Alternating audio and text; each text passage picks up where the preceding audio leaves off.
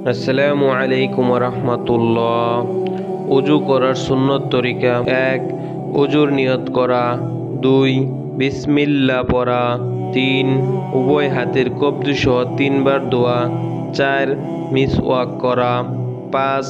3 বার কুলি করা। 6. 3 বার নাকে পানি দেওয়া। 7. সম্পূর্ণ মুখ 3 বার দোয়া। 8. ডান হাত কনুই সহ 3 বার দোয়া। 9. বাম হাত কনুই সহ 3 বার দোয়া।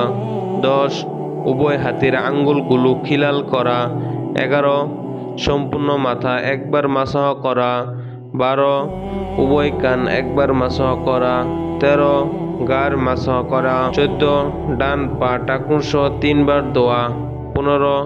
বাম পা টাকনু সহ 3 বার দোয়া। 16. উভয় পায়ের আঙ্গুলগুলো খিলাল করা। 17. ওযু শেষে উপরের দিকে তাকিয়ে কালিমায়ে শাহাদাত পড়া।